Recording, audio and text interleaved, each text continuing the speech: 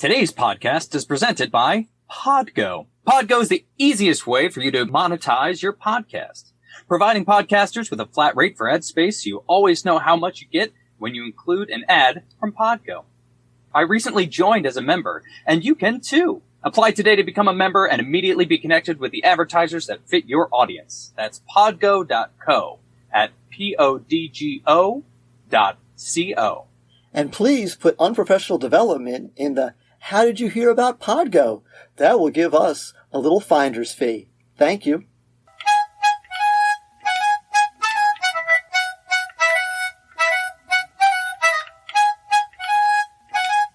Welcome, ladies and gentlemen, to an intercontinental episode of Unprofessional Development. I'm Tudisco. And I'm Mealey. And today we have with us Joyce Matthews from Scotland. So I believe this is our second Scottish guest. I'm guessing all of you Scottish people know each other pretty much, right? Do you know Chris Smith? He's like math. He's the best math teacher in Scotland. Yeah, just ask Chris Smith. He'll tell you. Okay, so I'm going to get myself out of this one really easily. Although I qualified in Scotland, I've never taught in Scotland because I did all my teaching in England. Okay. Oh, okay. Well, there you go. I've never taught in Scotland either, if it makes you feel better. Yeah, me neither. Me, I don't either. All I know is my wife has a crush on Jamie Fraser, so that's as close. Who doesn't have a crush on Jamie Fraser? Oh my goodness, yeah. Whoa, and a hill. Oh. He says Cessna, and I just shiver a little bit. You should. You're afraid. Yeah. Oh, good times. So, we like to be different in how we are asking people to kind of give their biography. So, this is what I've come up with for you, and you can go with it or you can modify it. So, I want you to describe yourself as an educator, but only as a car. Okay? So what is your engine that kind of gets you going and keeps you going? What is your steering wheel that guides you? And, what have you picked up along the way that is in your, you say your boot, but we say your trunk over here. What things have you picked up along the way that you take everywhere you go when you drive around? Okay, so I was listening to some of your podcasts today and I was really quite frightened about this, at what you might pull out for me. And I didn't see this coming, so that's the first thing. This is like a driving test where the examiners just hit and said, emergency stop. There you go. So, okay, so as a car, so when I qualified in Scotland in 1987, I pretty much thought I was maybe a Ferrari because our college principal said, there's no jobs in Scotland, we've built you to export. Nice. Wow. So everybody in my year there only were 42 female PE teachers in my year, and we just all went to the four corners of the globe. And unfortunately, I ended up in a town in England called Scunthorpe, and your American viewers probably won't know it, but it was a steel-making town, so it wasn't exotic. Mm-hmm. It wasn't pretty or beautiful. Did it stink? Could you smell the steel being made, or no? We were in a tiny village just outside it, so you probably could. In the town, it wasn't very attractive, but I felt truly blessed because it was a great place to learn to be not a Ferrari, but maybe a very reliable Hyundai. Okay, cool. So for 2 years, I kind of cut my teeth and learned the roads and how the vehicle worked and how teaching worked, and I loved my time there. And after 2 years, I thought, okay, I'm ready for a change. My husband joined up as a cop in a constabulary called Norfolk, not Norfolk, Virginia, I think. Right, but Norfolk. Just for clarity, he's Scottish or not Scottish? He's Scottish as well. He's from Edinburgh, okay. I'm from Glasgow. Okay, cool, good, because otherwise there's going to be a fight at the wedding, right? Well, Glasgow, Edinburgh. Oh my goodness! I don't know how we're married, and I don't know how we stayed together because there's such competition. That's funny. Soccer. Well, I've managed to persuade him to follow my team, so we're okay. Oh wow! That's quite a conversion. That is. He has no friends now from his old days. Huh? He can't ever go back to Edinburgh. It's fine. So we moved to Norfolk in East Anglia, and okay, so what was I there? I was probably one of these people that upgraded their car every 2 years because I had a job and it was great, and then I had my first baby and I clearly had pregnancy brain. Mm-hmm. And I bought a rubbish car. I moved into a job which was the worst move ever. And as soon as I got there, I knew I'd made a mistake. And on day one, I started plotting how to get out of there. Wow. Oh, boy. That's not fun. That's not what's wrong with that job? Okay, so sports teacher. I took a job in a school that had no sports hall. Why would you do that? I don't know what I was thinking. I mean, there were great opportunities, and I did extend my teaching repertoire, but it was also, I felt although I increased what I was teaching, so I was teaching PE and I was teaching examination PE, and I also taught examination dance, but what I wasn't really doing was teaching core PE, because it was we would call it quite a rough school in terms of, I wasn't really teaching, I was more of a prison officer. Oh, wow. Gotcha. Yeah. I was locking everything up to stop the kids from stealing it. Oh, wow. Yeah. So it was a strange experience, but it gave me the stepping stone to my next school. And so from that school, which was unimaginable, I ended up in a private girls' boarding school, which was top of the range. Okay. 3 meals a day. I didn't live in, I wasn't a house mistress or anything. 3 meals a day, they looked after me, it became my family. Anything I wanted to try with teaching, the girls were so amenable and so compliant and so willing to learn. You could do anything. Yeah. So I was there for 6 years, and at the end of 6 years, I thought, I've tried everything I wanted to try teaching, and I really had experimented. I'd even taught cricket. What a weird sport. But, I'd even taught cricket. It was great. And I thought at the end of it, gosh, unless I want to wait for somebody to die here, I'm not going to get promoted. And I don't want to wait. So I think I'm done with teaching. So by that time, in my trunk, I had every trick imaginable when it comes to teaching. I'd tried all the different styles of teaching. And I normally have a book on my desk which is called The Spectrum of Teaching by Muska Moston. And Okay. style A right down to style G. And at college we've been told to try every style, and I'd done it all, and I thought, done. So I moved to Newcastle upon Tyne, which is in the north of England. Okay. You might have heard, I've got a rubbish. It's also a famous beer in America. Yeah, it's a hideous beer. Have you ever drunk it? Oh, yeah. I like Newcastle. Yeah. Oh, Newcastle. I know a lot of hippies like it. I don't drink anymore, but I know the hippies used to like it anyway. So Yeah. I don't know. That's Mr. Hippie to you. Okay. Anyway, so I moved to Newcastle and I became the advisor for PE in Newcastle. So that meant that I advised teachers in primary schools and secondary schools how to teach better PE. Okay. And I loved it because it was great. Again, it was focusing on teaching, and I absolutely loved it. And then about 2 years in, I could see the funding was starting to go, and the things were moving, and the government was putting funding into different projects.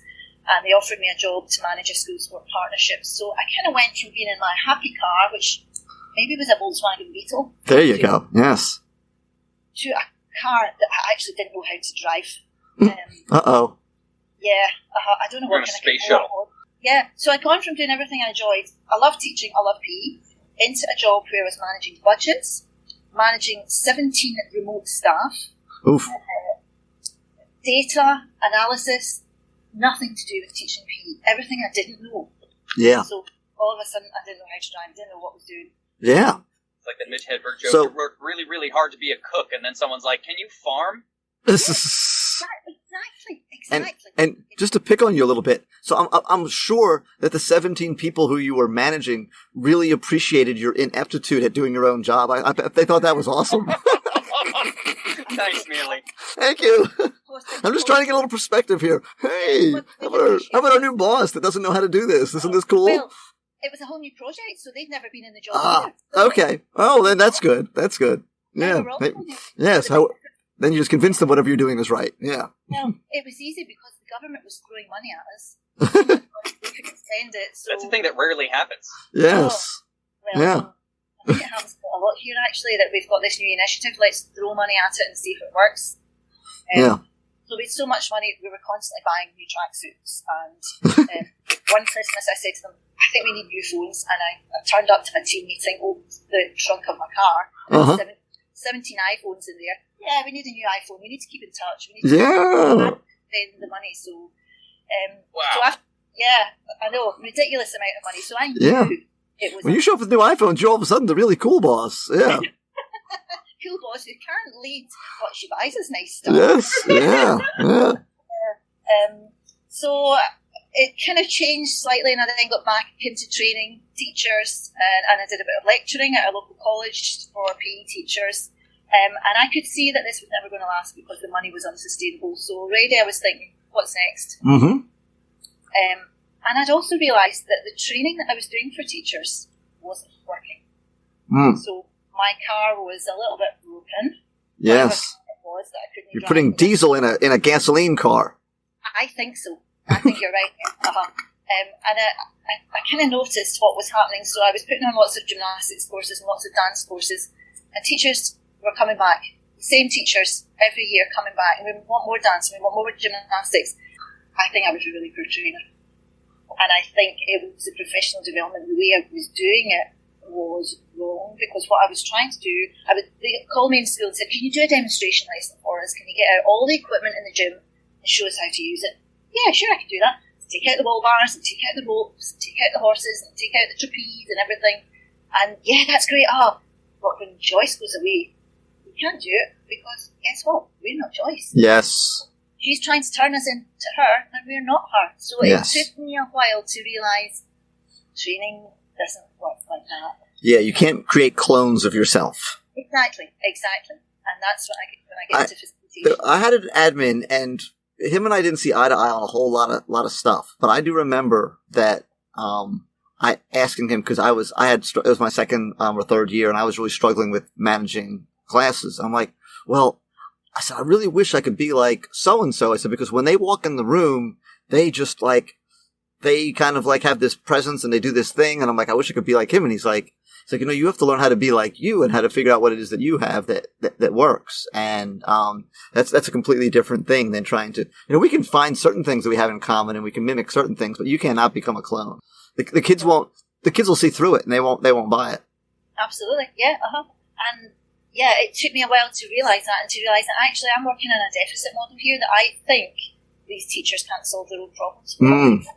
Yeah. And actually, teachers totally can. So that's when I kind of flipped and thought, okay, if I make the assumption that they actually know the answers to their own problems, they can do this, all I have to do is help them. So that's, I trained as a facilitator. Mm-hmm. And then about a year into doing that, I was delivering leadership courses for the National College of School Leadership in England. And about a year into that, my full-time job said, who wants voluntary redundancy? Me. I want to change a car. Me. I'm fed up with these cars. I'm going to build my own car. Okay.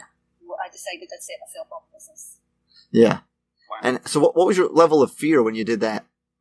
Well, it sounds like you're very good at just moving on to different things, and you don't sound very scared. Tarzan swinging from adventure to adventure. Right, yeah, right. It was like, I can do this, I'm going to set up my own business, it's fine, I've got a website, I've got business cards. Well, that's all you need. Oh, you're a millionaire.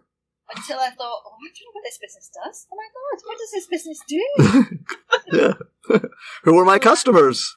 Right. Well, I quite like risk, so that leaving and setting up the business and everything was fun, until it was a risk of, what actually do I do? Who are my customers? And I thought, well, do you know what? I'm delivering lots of leadership. I'll just continue to do that, school leadership. And I did do that, and I had a lot of customers. I worked as an associate for a lot of people.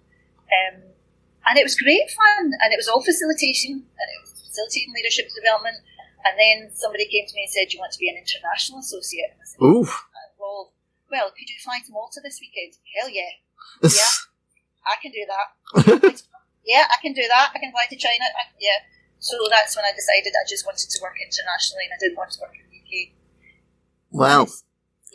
It's been exciting. It's been a roller coaster. It's been up and down. So, yeah, this car has taken, I would say I'm now in a motorhome, and it's taken me all over the world. Nice. Wow. So I think at this point we need to just stop the podcast and go back to you explaining what cricket is, and just... Yes. You've taught it, so now I watch it on TV, I'm like, I think they're making it up. I feel like this is just a practical joke England and India have been playing for years. Yes. So you've got to focus on one thing. Maybe just focus on the bowling. How good is the bowling? How good is that? But don't... I think it's really difficult to watch the game in its entirety because it's so complex and so many rules. And it ends when someone catches the golden snitch. Yes. I think that might be Harry Potter. Oh, I don't know. I do think they dress nice, though. Well, they wear colours now. They used to wear whites in my day. Yeah. Oh, do they wear colors now? Oh, Yeah. Cricket's going down the tubes. Oh, it's terrible now. It's dead to me. Dead to Yes. Yeah, I don't know. I've seen like 5 minutes of cricket, so all I know is that it looks a little bit like field hockey and a little bit like bowling and a little bit like baseball, and it's I have no idea how the points go and how all that works. Yeah, don't go there with the hockey. I'm still playing hockey. This is my 43rd consecutive season. Wow. That's Yeah. awesome. Yes. Interrupted by COVID, so we've not actually played any competitive games. We've trained on and off, but we've not been allowed to play any games. So, yeah. Wow. I played about 4 games of field hockey in middle school, and all I remember is that it's kind of like living. Which was it, left or right? But kind of like living in a world where there's no right turns or no left turns. Which one is it? That you have to like go in a circle if you want to go the other direction. So that rule's gone. That went Is about it? 20 years ago. Went about 20 years ago. Yeah, but you're right. You couldn't turn. Yeah. Yeah. It's gone. Oh, that rule's gone. It was a silly rule. You had to you had to spin in a circle. I can go this way, but if I want to go that way, I have to go all around, and I don't know. So okay. You can virtually do anything now. It's dangerous beyond belief. I quite like that. Well, yeah, that ball is it's basically like a brick. Yeah, it doesn't have a lot of forgiveness in it. No, and when it hits your bones, it doesn't have a lot of forgiveness. No. Yeah, that was a broken arm. I believe it. Yeah. But it heals. It's fine. Yeah, Yeah, it's fine. It's fine. that's fine. Yeah, rub some dirt on it. It's a pleasure, and it's absolutely fine. Walk up. Yeah. Oh, yeah. Wait, why are we making a podcast again? Because we like to watch movies and yell about them. They yell about directors, yell about the plot, yell about the acting, but they also talk a lot. But mostly Josh and Cassie yell about the movies. Hey, everybody, I'm Cassie. And I'm Josh. And we are the hosts of the brand new podcast, Josh and Cassie Yell About Movies. Each week, we're breaking down a different film and sharing our unique perspectives and holding nothing back. And fair warning, this is a spoiler-heavy podcast, so yeah, just be aware of that, please. Do we make jokes, or is there anything else? Gosh, I hope so. I have fun laughing at you. Well, thanks. And we yell about movies, is that right? That's right. We upload new episodes on Tuesdays, so hopefully we'll see you then. Thanks for listening. This next thing written here, I'm pretty sure it says androgyny, which is, Nope. that's the aesthetic that David Bowie had, right? Yes, Boy George. Yes. Oh, okay. So that's a mistake that most people make. It says andragogy. Yes. Andragogy. That's Andragogy. the Greek muse of cupcakes. No. Especially No. big cupcakes No. with lovely little sparkly balls on top. Yes. All right, so andragogy. Can you enlighten us on andragogy? Okay, so I'm going to ask you first. What's pedagogy? It's the Gaji of the kids. The buzzword for philosophies and methods of teaching. It's Yeah. if you have heard of it before, it's evidence that you have a degree in education. That's basically like Yeah, absolutely. So it's Right. the gogy of the kids. So peda means child. Gogy, translation, means to lead. okay.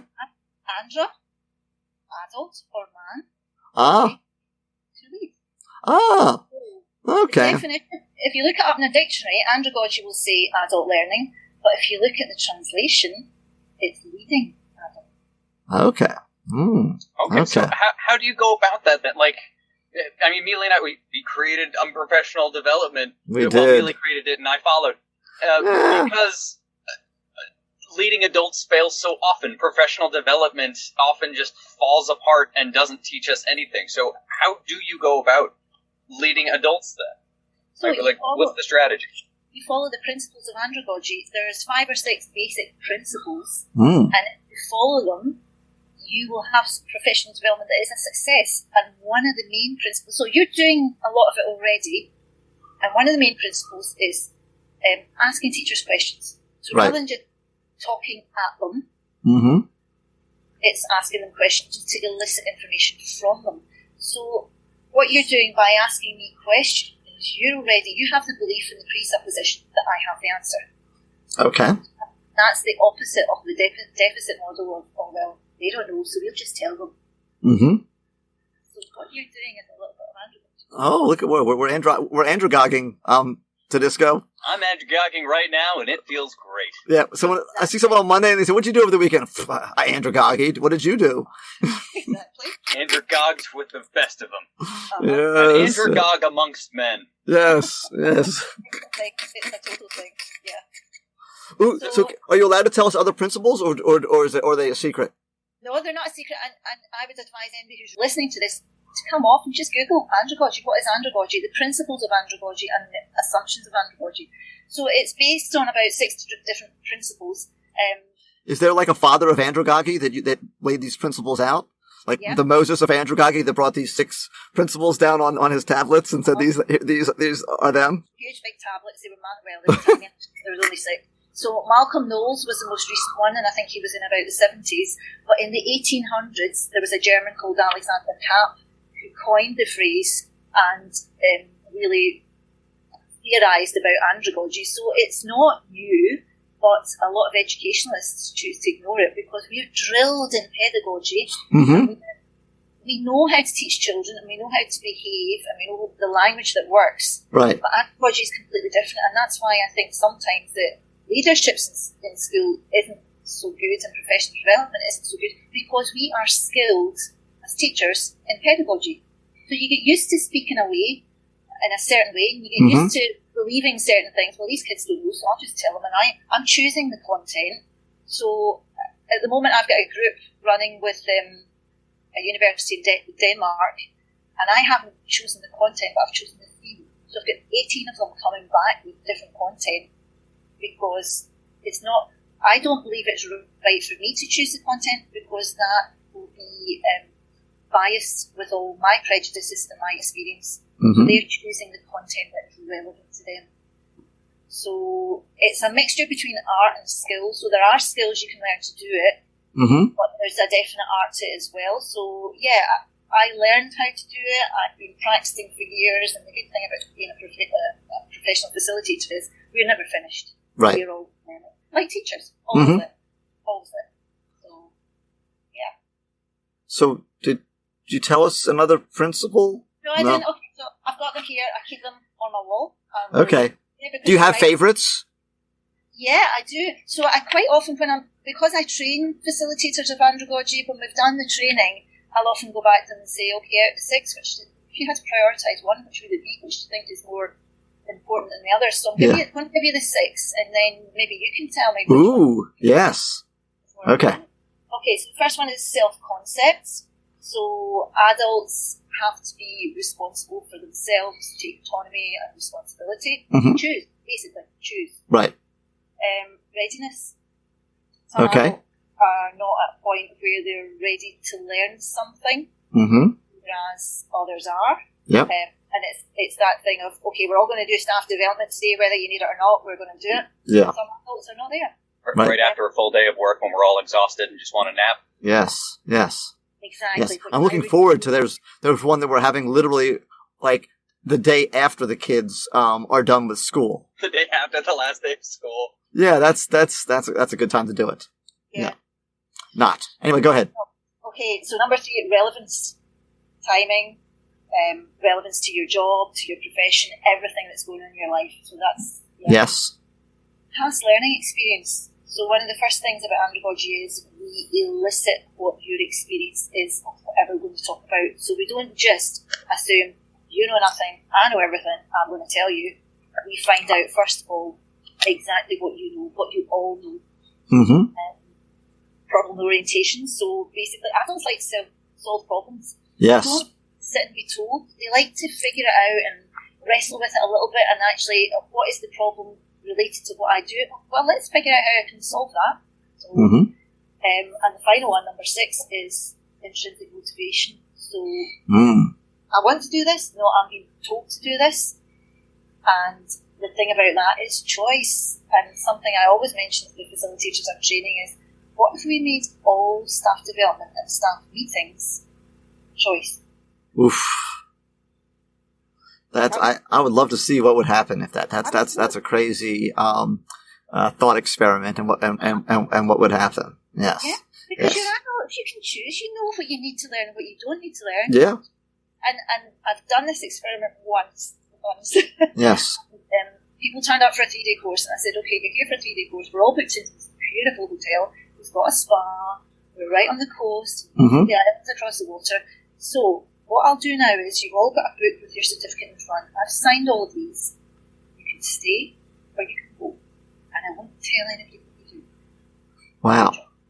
So I let them have a coffee and then decide. And so far, I've only done it once, but everybody said, actually, we're going to stay. Okay.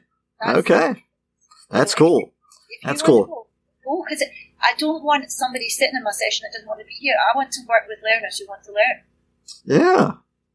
Wow. That's really, really cool. I don't know if that would work the other way around. That would not work just necessarily with pedagogy. I've already given everyone an A, and you can either go play on the playground or go to Chick-fil-A. Or write this essay. Yes, or you can stay here and learn whatever it is I'm decided that we're going to learn. Yeah. I mean, it can work if it's done properly, like giving options and choices and yes. stuff. But yeah, maybe not the option to just not learn. I take that one off the table. Yeah, to leave. Yeah, to like walk out the door. That you might get in trouble for that one.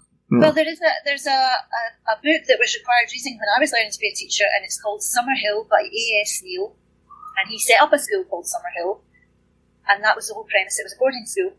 You can come to lessons or not. Wow. So the kids all went, we're not coming to lessons. We're going to play in the forest, and we're going to hunt, and we're going to kill rabbits, and we're going to light bonfires, and we're going to do everything. Yeah. That for about 3 weeks, and then they said, actually, we're bored. We want to come to lessons. Nice. Fascinating book.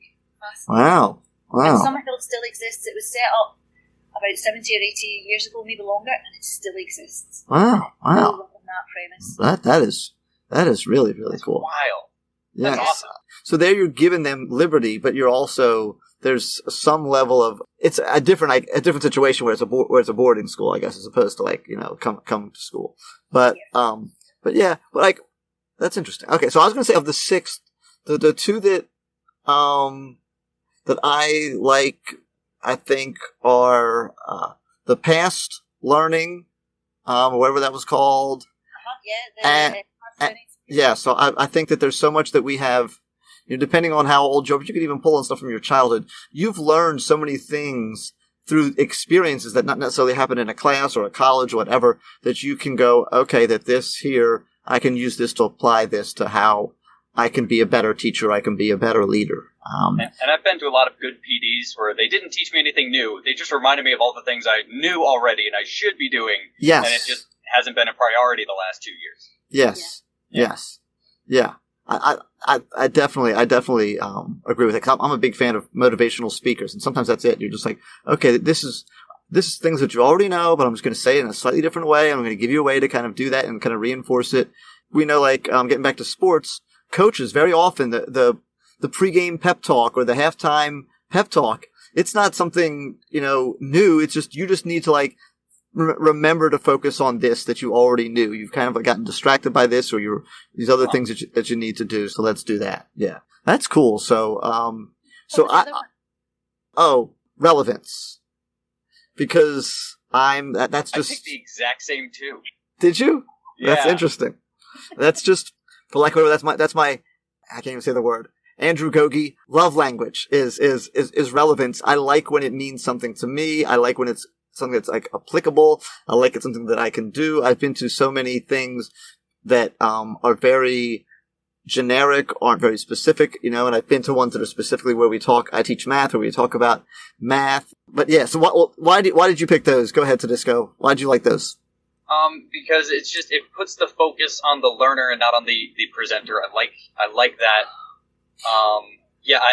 Relevance, there's so many professional developments we do in school that are focused on literacy. And I'm an English teacher, so yeah, it's usually always tailored in a way that it's too simple for English teachers because Yes. they're already doing it all. And Right. it's too complex for somebody teaching, like, I don't know, photography. Right. Like, yeah.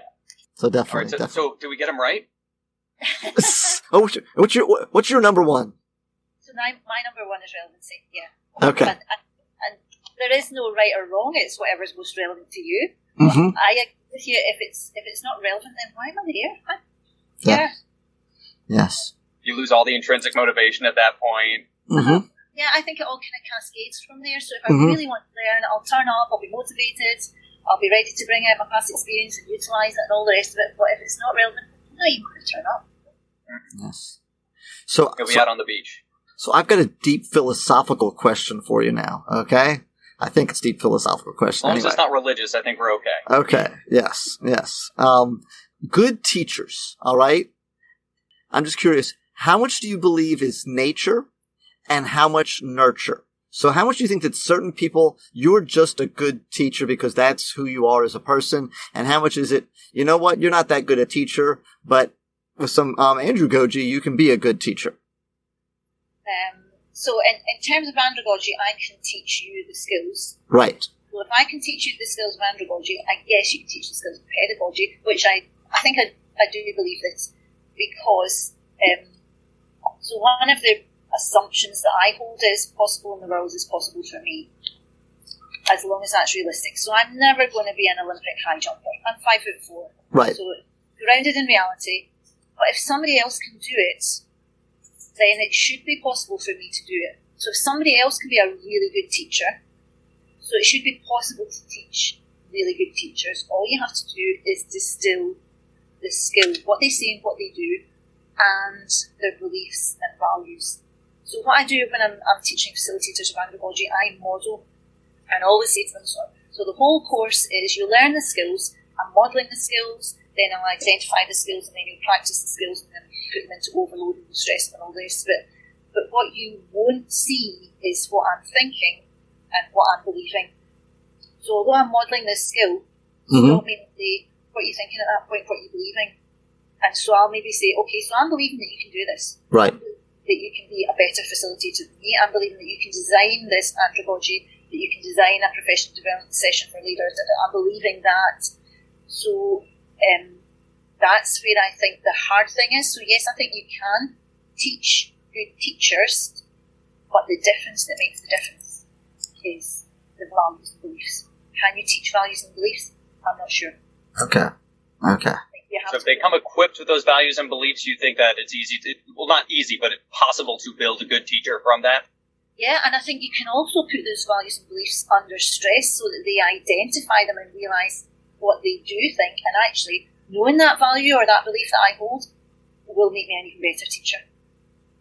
So yeah, I think, well, yeah, it's like being an Olympic gymnast. If you can identify and break down that skill, as long as that person wants it and holds the belief that they can make it, yeah, they can be an Olympic gymnast. Okay. Yeah, it depends. Now I'm going to ask Tudisco and see what his thoughts are.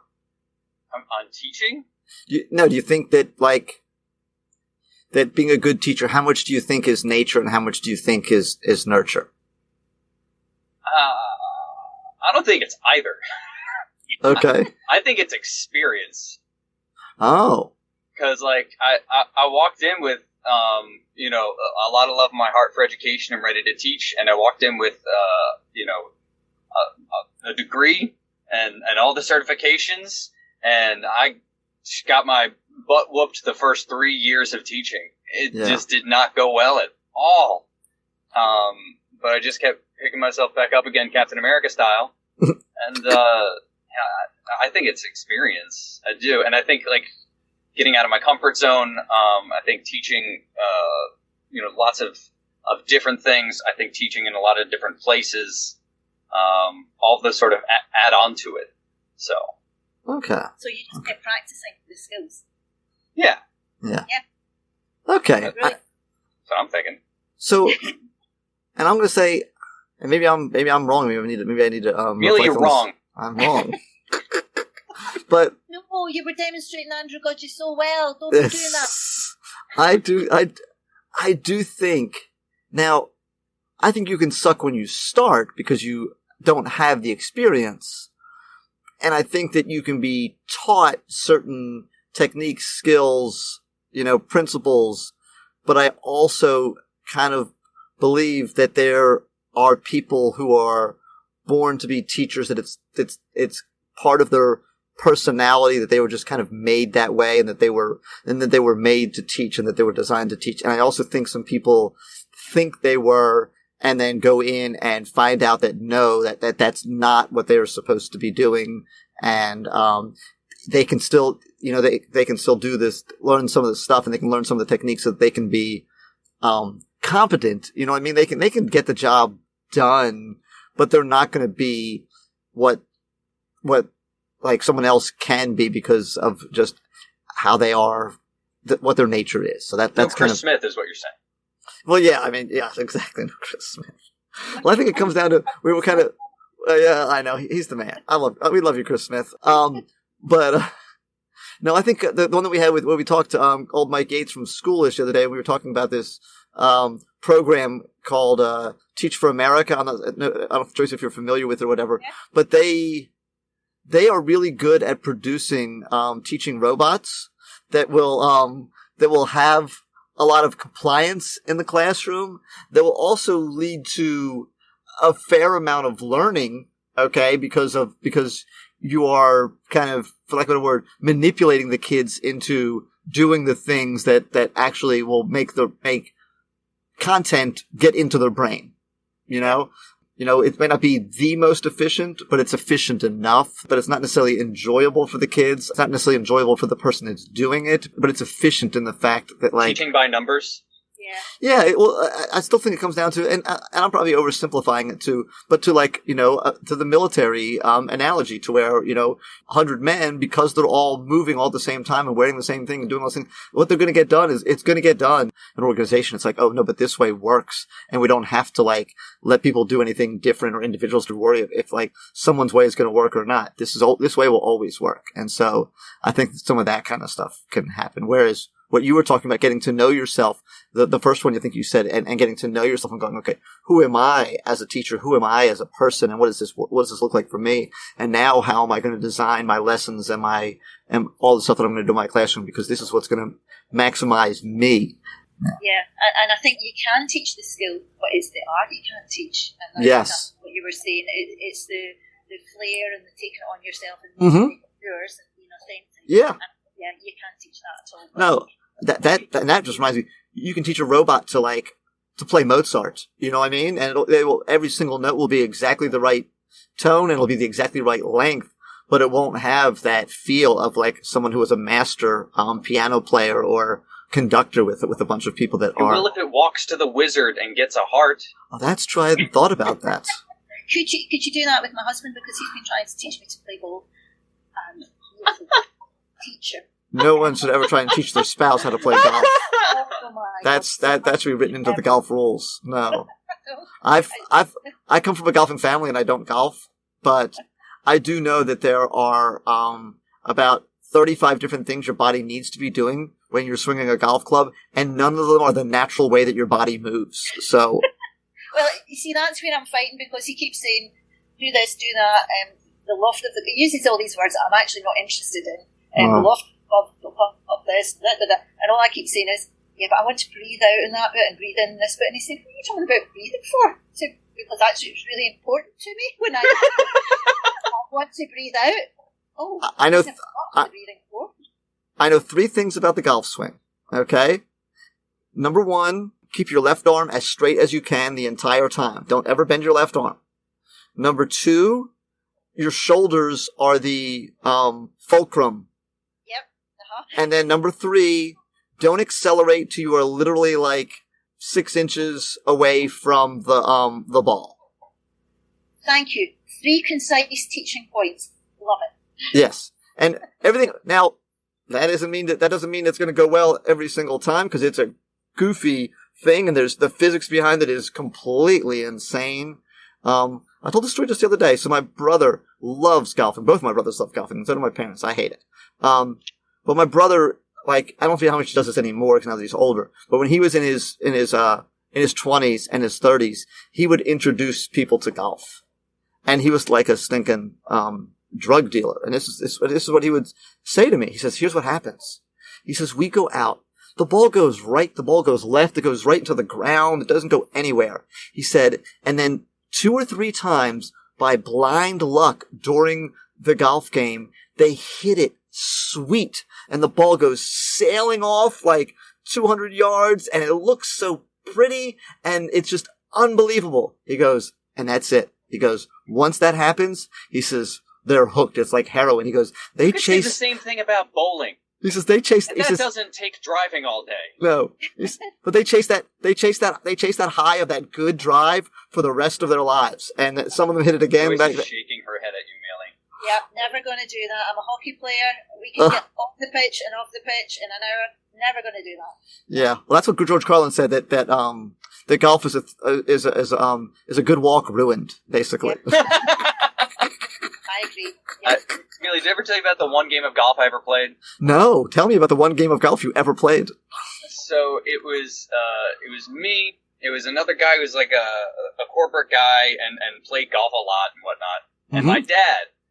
Okay. And my dad and I had never been golfing. Oh no. Right. So I go up there and how old are you? In my 20s. Okay. So I go up there and I'm doing pretty solid for someone who's never played golf before. Yeah. It goes in the trees, but it's going.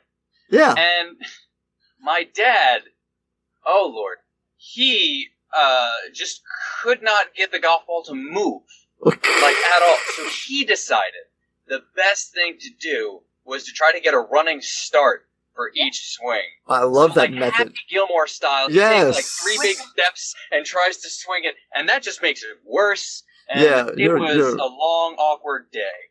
Oh man, what did Joe Corporate guy think of this? He was probably by the third or fourth hole. He was probably really kicking himself for having made this decision to take you guys he was along. Enjoying the beer. Oh, okay. Well, there you go then. I guess that. It wasn't Newcastle. Don't worry, Joyce. Yeah. Yeah. All righty, good. I'm with you on the beer, though. The social side of golfing is far better than the actual game. Yeah. Definitely. Yeah. Yeah. Sunday. June 27th, join us for EduPodLoza. There will be over a dozen EduPodcasters. Listen for some rhythm and rhyme. That's a poetry slam, boys and girls. Roundtable discussion. Just some teachers talking about teaching and laughing and having a good time. Role-playing games. Oh, yeah, for you nerds out there, you know you're gonna like that stuff. Radio drama. Dum dum dum dum. Ah! And really funny people. At least really funny looking, if nothing else. 1 to 9 on June 27th, Eastern Standard Time. We'll be live streaming. There'll be links. We'll put it on the Twitter. We'll make sure that you know where it is. Follow us at Unprocast if you're not already, because that's probably going to be the easiest way to know when it's going live. June 27th. Free up your calendar now. Thank you. All right, Joyce. So, okay, I'm a teacher, right? I want your advice here. How do I know if I should continue with the pedagogy or if I should graduate to the andragogy? How do I know if I'm ready for like administrating or for running professional developments and those sorts of things? When do I get that merit badge? So I would say the merit badge is more of an itch in terms of, okay, I've kind of done that, what's next? So when you're starting to feel bored or maybe you're in a situation where you're leading a faculty meeting or some professional development and you're thinking, no, actually, I'm quite enjoying this, I'd like to learn more about it. So I think it's a niche rather than a badge or right, am I ready for the next step? It's literally noticing that I want to learn more and what's been offered to me is I'm not seeing something I want, so am I ready for andragogy? So yeah, and I would say that anybody who moves from leading children to leading adults should be thinking about it, but whether they're ready for it is a different matter. Yeah, I was gonna say I'm gonna get some people have an itch and then they scratch open and there's just blood everywhere. Oh, Mealey, pick a better metaphor. Well, she started with the itch. I had to go there. I don't know. Like break a nail. And you know that's great because there will be blood. Because before you can learn, you've got to be conscious. You've got to realise, oh my God, actually I'm rubbish at this. I thought I was really good. Teachers keep coming back. What am I doing wrong? I need to find out more. So if you think you're brilliant, you're a great faculty leader and you're then delivering professional development, you're doing keynote speeches and everything's amazing and you're stroking your own ego and you're earning lots of money and you're an edgy rock star, the relevance is not there for you to learn anything new. So why would you bother? Everything's good. You'll only bother if you start to bleed and go, oh my God, that was a disaster. I need to find out what I've done wrong, or I need to find out how I can be even better at what I'm doing. And I think that's, so the thread that's run through my career is I'm fascinated with how you help people learn. Mm-hmm. And so my degree is I'm qualified to teach physical education from 5 to 18, so I've done the whole range. Oh, wow. Yeah, Yes. it's quite a weird degree. It's a Scottish degree, and I don't think it even exists anymore. So I've taught the whole range, and by the time I got to doing, finishing in the private school, I thought, I've done all that. I've taught the wee ones, I've taught the big ones. There's a huge difference, but I've experimented with teaching. How else can I help people learn? Well, the next step from pedagogy is andragogy. And then when you finish with andragogy, or if you're through andragogy, it's hutagogy. There's what, Agaji? Hutagogy. Hutagogy? Heutagogy. Oh. I'll just go with that one. That's the next one. And so you just get on this kind of roller Yes. coaster of learning about learning. Ah. Yeah, I'm fascinated by it. So how can I? So help you're like one people? step from being in the Illuminati, I'm pretty sure, if you've gotten that far. So you're like a 37th degree Mason or whatever those people are. Funny you should say this. The Da Vinci Code Church is just up the road from us. Okay, alrighty then. Yes, I have noticed your third eye, but You have to the graduate past listeners humans can't and see get it. to Theagogy, where you can start teaching divine beings Yeah, that's what how you to better do. run the universe. That's a good plan. I'm Yes, just fascinated by Godges. yes, Which Pokemon were they? yes. It's an Earth type, I believe. Yeah, the yellow one. Yeah. All right. Well, we're almost at the end here. We had a good time, but we always like funny stories from the classroom or from the professional learning room, whatever they call that room. Yeah, from when I was learning to be a facilitator. Okay, go for it. Okay, so I was trained at the National College for School Leadership, and we did a week-long course, and then we were kind of let loose, but we worked in teams of facilitators, and we had a lead facilitator. And we did leadership courses for teachers in England, and we were given different bits to do, and did all the design and all the rest of it, checked through it. And so I was due to do a session on a Friday afternoon, straight after lunch, and I went. Yeah, exactly. So they've been there 3 days. Yeah, this was their last day or 3 days. They were brain dead. They were numb. They were tired. Yes. And I thought I would experiment with the format and not do what everybody else had done, but I was going to do something different. And so I thought I'd read them a story. Oh my God. And not only that, as a facilitator, we're not a sage on the stage, we're a guide from the side. So normally we would stand at the side and we have flip charts, we don't use PowerPoint. But this particular day, I thought I'd read them a story, and I thought I'd sit on a stool. Well, I should have paid attention, because the first thing I did, I went to sit in the stool, and I fell off the stool. Oof. So that wasn't a good start. No. Yeah, rough start. No. Oh, did you see what I just did there? I fell off that stool. Oh my God, I fell off that stool. Anyway, back on the stool, read them the story. I was roughly aware that actually, you're right, after lunch they were just closing down. And then I started to try and open them back up with some questions. Disaster. Nightmare. We're taught to embrace the silence, and I'm quite comfortable with silence. Mm-hmm. That was a long silence. Mm. Painful silence. Oof. And it didn't go badly. And at the end of it, the lead facilitator said to me, "So Joyce, would you like some feedback?" And I said, "I would love some feedback." And he said, "Okay, you've got a train journey now from Nottingham to Newcastle. It will take approximately 3 hours. I want you to type in your laptop what you think I would say to you and email it to me before you get to Newcastle." So I got on that train, and I was a mixture between, I'm desolate because I know I've done badly, but also angry at myself because I've done so badly. How could I be so stupid? So I was typing away furiously. Right, this is what Clive was my lead facilitator. This is what Clive would say to me. He'd say, "When you did this, this happened. When you did this, this happened." And you might like to think about this, Joyce. You might like to think about that. Typed it all up. Pressed send. Off it went to him. So that was a Friday night. Saturday morning, I get an email back from him. Yes. That was the best feedback I ever got. Oh, yes. They taught me how to give it to myself. Mm-hmm. Yeah, there you go. There you Best go. feedback ever, and I've never done that again, and I learned a huge amount from that, not just what not to do on a Friday afternoon, but also how to give myself feedback. So it was kind of funny, but also Yeah, scary. yeah, it's tough. I know. We've had those times in the classrooms too, though. Like, Oh, yeah. And I'm not going to say there's never a time to start a lesson with a story, but I'm going to say 90% of the time, asking questions and getting the engagement first. And then once they've had a chance, then they're into it and they've got some skin in the game. Then you go, hey, let me tell you this story that is going to help you understand what we're trying to do. And then we can maybe go back to having like discussions again. Was it like a personal story about you, or was it just a story you were reading? It was a metaphor, so we've been working on the principles of metaphors to help adults learn, Mm-hmm. and it was a metaphor.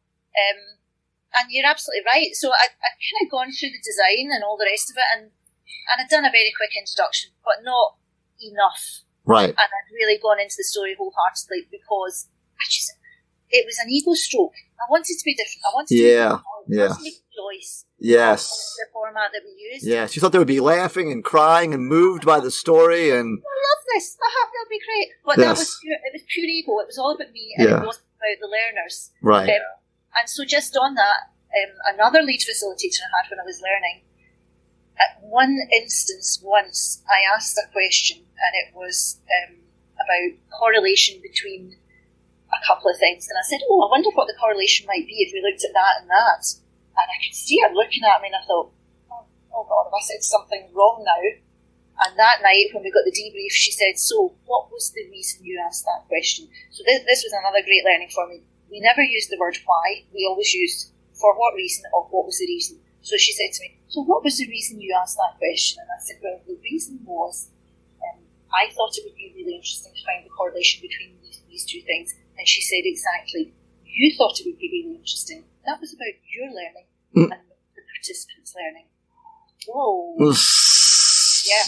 So now, before I ask questions, I'm constantly thinking, so how will this deepen their learning? This is not about my learning, this is about their learning. Yeah. So, and you do that automatically with kids, or you think you do it automatically with kids, but adult seems to be a whole different ballgame, because you've got to completely lose your ego, trust yourself completely, forget about content and trust the process, and your process experts run content experts. So I had to forget all my PE and just think actually what are the processes I use here. So it's been a real stripping down and building back up again. Yeah. And I've loved every minute of it. That's so cool. Yeah. Awesome. I have a philosophy, and it's real simple. That like generally at any time, if you can get 10 to 12 teachers in a room, that whatever it is, the answer is in the room. Somebody knows it. Somebody's been through it. Somebody has thought about it. Yeah, absolutely. Yeah, that's it. And when people say to me, do you need to know their content about this? No, I don't, because they know their content. I don't need to know the content. I just need to know the processes. Yeah. Right. And that's why I can work in China, I can work in Brunei, I can work in any country, because I don't need to know the content. I've just got so in the trunk of my car, I've got a stack load of tools. Yes. Any tool you want, I can bring it in. There you go. Alrighty. Tudisco, did you have any more questions? Or Joyce, did you have anything other than you've got like 17 books that people should read, right? And I think most of them are available in America, are they? Can they buy them in America? Okay. Yeah, and they don't even need to be translated from Scottish to English, right? No. And the very last one that I did, the one I did in lockdown, the PD scripts, I actually did that because I've been working with the school in America. They said to me, okay, we're sick of the tell. Can you help us out here? And I said, yeah, I could give you all my session plans because I don't do leadership anymore. I can give them all to you. So they're all in there. Yeah. Okay. Cool. Alrighty, well, we'll have links to that stuff in the show notes. And just thanks so much, Joyce, for coming. And when you see Chris Smith, tell him we said hi. At the next Scottish convention. Next time all the Scottish people are hanging out together after the pandemic is done. Oh, yeah. Yes. Scotland's version of Burning Man, whatever that is. It's Wicker Man, okay. All right. And we always say at the end, guys, stay unprofessional. Thanks for listening, Unprofessionals. Please check the show notes for more information about our guests and just funny links for other things. And here's a little sample of next week's episode.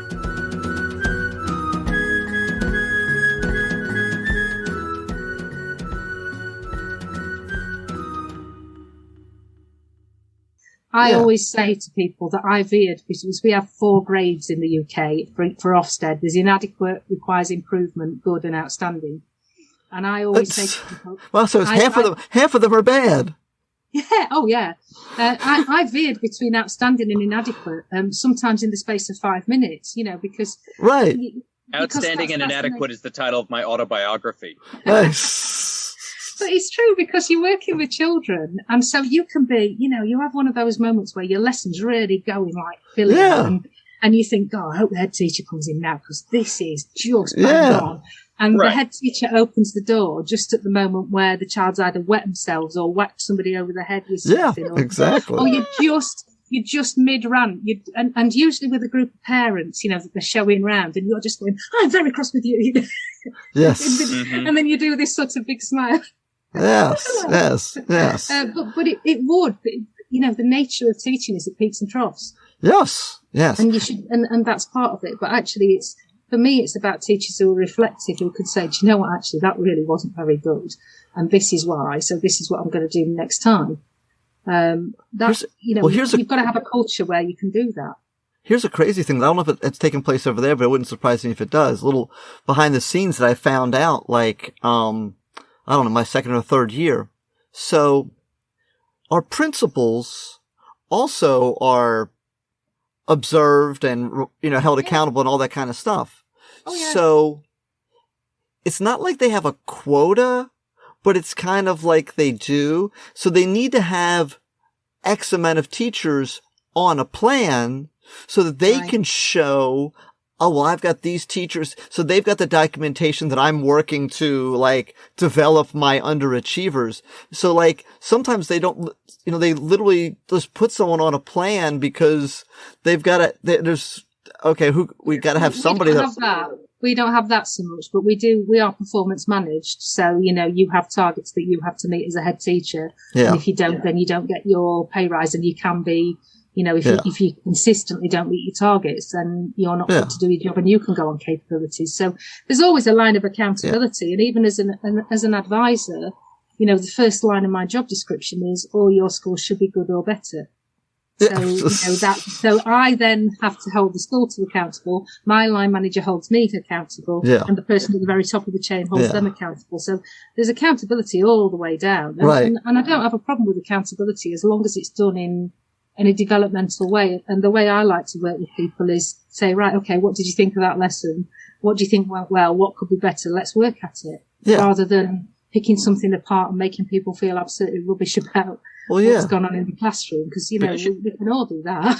Because you should do it just like we do it in America, because we have no bad administrators. That's good. Is that right?